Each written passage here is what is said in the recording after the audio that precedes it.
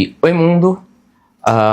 O assunto de hoje é acompanhamento terapêutico e eu gostaria de começar falando sobre a lógica manicomial, um pouco sobre a história dos manicômios, porque eles têm tudo a ver com justamente depois o que vai ser o acompanhamento terapêutico e o acompanhamento terapêutico em psicanálise.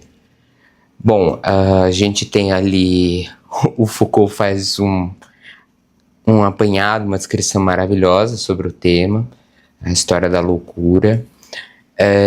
Nisso, ele traz pra gente a ideia de que durante a história, né, a história da espécie, a gente sempre excluiu, a gente tira do social, tira do contexto social aquilo que é diferente, aquilo que causa estranhamento, como vai dizer o Freud, a gente exclui o estranho, que é tão inquietante, e um dos grandes modelos de exclusão, um dos grandes modelos de violência, foi a invenção dos hospitais psiquiátricos, dos manicômios, que eles não tinham sequer função de tratamento, eles eram instituições asilares, né? Você basicamente manda para o exílio e asila o outro.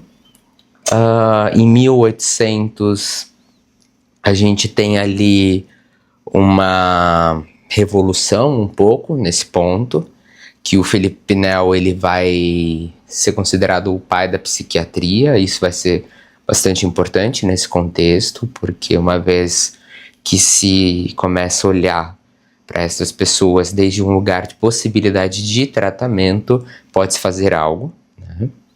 Mas ainda era extremamente exilar, com poucos recursos, pouca inventividade.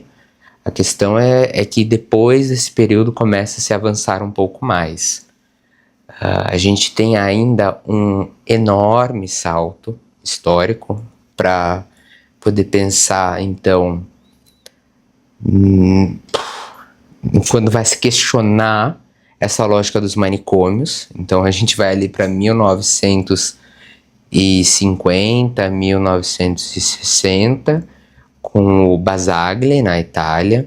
Ele era um psiquiatra não conformado com os modelos de tratamento, ele era um psiquiatra muito tocado pela lógica, pela luz do seu tempo, né? Então ele já tinha tido acesso, por exemplo, aos estudos do Freud, ao Charcot, ele já tinha tido acesso a apresentações de paciente, aí não de um modelo demonstrativo, né, meramente expor o paciente, mas buscar ali do que se trata, né, a formulação, a estrutura do sujeito, e ele começa a defender, né, esse psiquiatra italiano, Franco Basaglia, ele começa a defender que, bom, para um tratamento avançar, você precisa ter um pouco mais de enlaçamento com o social, um pouco mais de perspectiva, não adianta essa lógica exilar. Depois, em 1963, acontece, no maio de 68, acontece as manifestações na França. Isso mexe com toda a estrutura social. A França está tomada ali por greves, está tomada por manifestações, o povo vai às ruas, os jovens estão repensando as coisas após as guerras. É um momento de profunda mudança. O Brasil está tomado também por um contexto de profunda mudança, mas de um outro lado, né? 68. E tudo isso vai mexendo essa estrutura social, tanto que o Basaglia, não à toa, ele vai ter sucesso, né, no seu empreendimento antimanicomial ali por volta de 70, 71, Quando em Toulouse ele vai conseguir o seu primeiro hospital psiquiátrico, mas já voltado para essa lógica do social, do enlace, não da exclusão, não da tortura. Entretanto, aqui no Brasil, a gente ainda está vivendo tempos sombrios, tempos de ditadura. A gente tem uma questão importante, que é o Holocausto brasileiro. Pessoas são enviadas para, se não outra coisa, morrerem dentro de instituições asilares, dentro de manicômios. Pessoas são torturadas, há uma série de questões quanto a isso. Ano passado lançou um filme de terror, inclusive, sobre o tema. Vou deixar o pôster aqui. Então foi bastante complicado aqui no Brasil. Demorou-se muito para essa revolução. Vamos pensar ali, né? Nos anos 70, a gente tem a Itália, a França, a gente tem o Guattari, a gente tem Jacques Lacan, a gente tem o Jean Oury, repensando essa questão da exclusão, essa questão do social e saúde mental, essa questão do enlace. E isso só vai chegar aqui no Brasil em 2001, em termos práticos. Em 2001, então, vai ser assinada a lei da reforma psiquiátrica, também conhecida como Paulo Delgado, que, prevê o fechamento dos manicômios, a reintegração das pessoas, o direito das famílias de saberem sobre o tratamento, dos pacientes de saberem do tratamento. Levou anos para, de fato, essa lei ser implementada, e hoje a gente ainda pode ter questões, né, se ela foi devidamente implementada, mas o acompanhamento terapêutico ele tem muito a ver com essa saída. Então, o que acontece majoritariamente com pessoas que em outros períodos seriam excluídas, mas que agora nós, deu uma sanidade social e a gente vai deixá-las no social. Então, vamos fazer algo com isso. O AT em psicanálise, então o acompanhamento terapêutico, psicanalítico, ele tem algo ali de poder dar suporte para o sujeito, para ele poder estar no social, para ele poder ali trabalhar nos laços dele, pensando, sujeitos com autismo, antes seriam enviados para esses lugares asilares, pessoas com diversas psicoses, esquizofrenia de qualquer jeito, tudo que, fosse qualquer deformidade que não quisesse ver, ali era uma saída, né? E agora a gente tem esse dispositivo, essa possibilidade, que é esse sujeito estar no mundo, estar no social, fazer as coisas. Às vezes esse sujeito ele pode encontrar entraves e ele precisar de alguma ajuda. Inclusive, aí sujeitos neuróticos podem precisar disso, não só psicóticos, né? Vamos pensar, por exemplo, em acumuladores. Às vezes não dá para um acumulador se livrar de todo aquele excesso, né? Ele precisa de outro para dar ali suporte. E aí é suporte mesmo, de fazer uma sustentação, né? Tô contigo, vou te ajudar, o que você tá pensando. Então, o acompanhamento terapêutico, ele seria como o corpo do analista está em jogo. O corpo do analista, ele tá ali em jogo, ele tá ali em campo, fazendo mover o sujeito mover e mover em direção ao seu desejo. E aí, a questão do AT, essa questão do acompanhamento, ela pode ser feita em qualquer lugar, em lugares, porque justamente você está acompanhando o outro, né? O outro enquanto diferente. Você está com esse sujeito onde ele ali não consegue. E aí, ele pode ter dificuldade em N lugares. E a dificuldade às vezes é no nível da fala, às vezes é no nível de falar com outro, de se relacionar, de não estou entendendo quais são as regras sociais, né, não ditas, não explícitas, ou não estou entendendo sequer as regras explícitas, mas tenho muita vontade de acessar esse lugar. Né? Então, um AT, por exemplo, na escola, para criança que não está ali conseguindo fazer o laço escolar, entender a estrutura, entender o que seja a posição do aluno, a posição do professor, como se relacionar com os amiguinhos, como fazer amiguinhos, né? E por vezes, de fato, caminhar com a matéria, porque alguns entraves psíquicos, impedem o avanço nessa questão da educação. E nisso vou deixar aqui um livro também muito bom sobre o tema. A gente tem o AT no sentido das residências terapêuticas, então pessoas que estiveram nessa lógica muito manicomial, asilar, e que agora voltam às ruas, voltam ao social, e que, precisam de ajuda, viveram um inferno na Terra e mais um pouco, a sucursal do inferno, e precisam ali retomar ou reaprender ou aprender esse laço. Então é um laço com o social.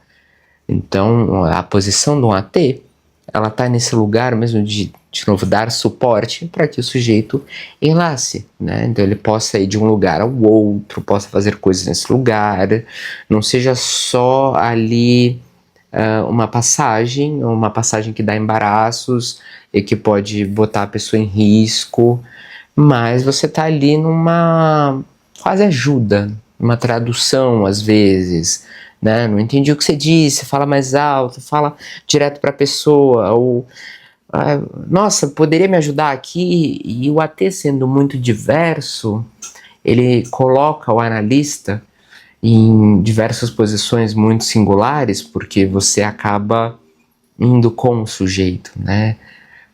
Ok, né? Você desbravou isso, e seu próximo passo e aí o sujeito te diz que é para lá, e você não estava esperando, e você vai com ele.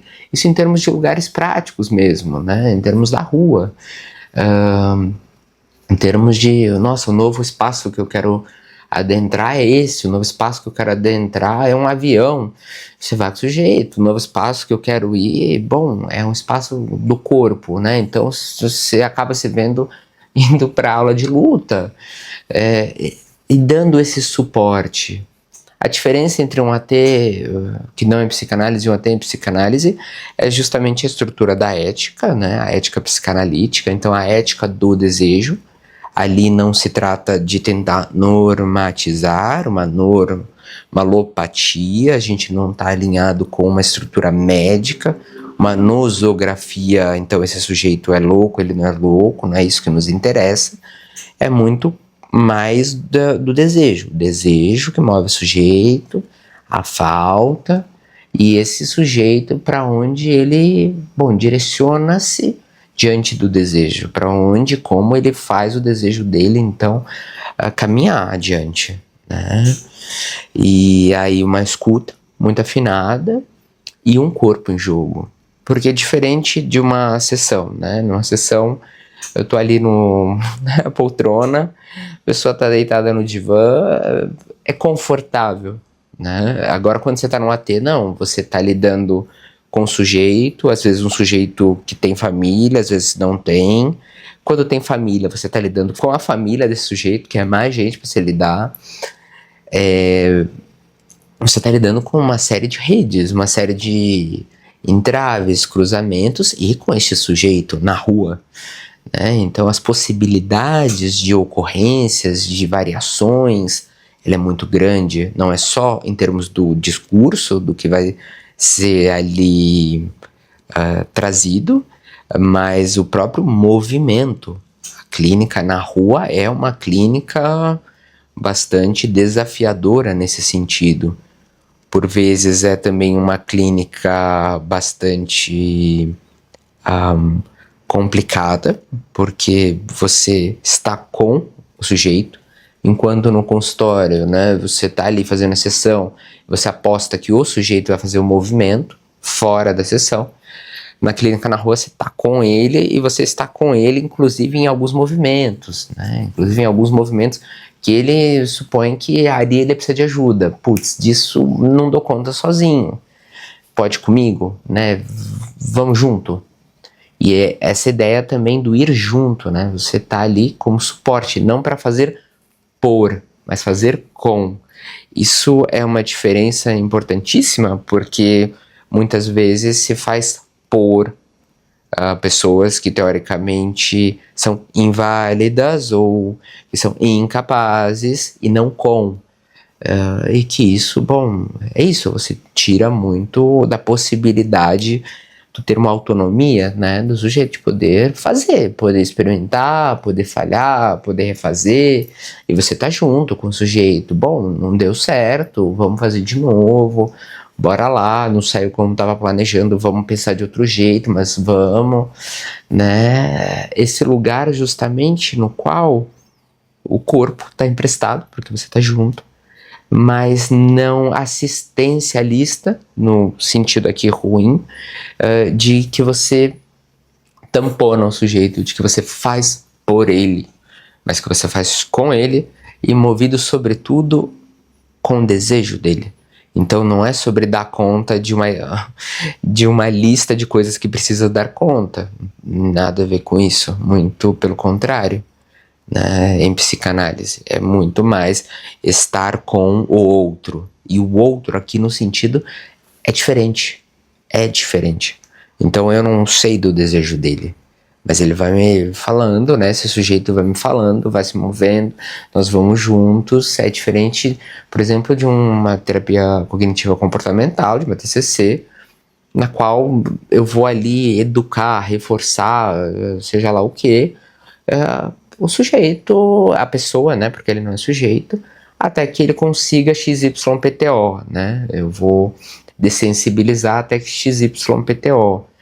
Aqui no movimento psicanalítico, ele já é mais, e fala do seu desejo, porque a gente aposta que o desejo é a palavra move, então poder colocar justamente a mover. É uma área muito legal, eu acho fascinante, tem uma literatura bastante riquíssima nisso, ainda precisamos avançar mais com a literatura, tem alguns livros que eu vou colocar aparecendo aqui, é uma área que muitas vezes convoca o estudo das psicoses também, não é só com psicóticos que se faz AT, muito pelo contrário. E também é bom reforçar a ideia de que a psicose em psicanálise não é sobre ser louco ou não, é uma estrutura, assim como a neurose e a perversão. É como o sujeito se organiza, é uma estrutura e que, sendo assim, bom, demanda uma literatura, demanda ler algumas coisas, né, para fazer um bom trabalho e que não tem nada a ver com essa lógica da loucura, ou não loucura, da patologização desse critério nosográfico médico. Então também vou colocar alguns livros de psicose aparecendo aqui. Para quem viu até aqui, obrigado. Não deixe de deixar o seu like, seu comentário, compartilhar, perguntas, fins, meus dados de contato estão na referência, assim como referências bibliográficas. Até a próxima.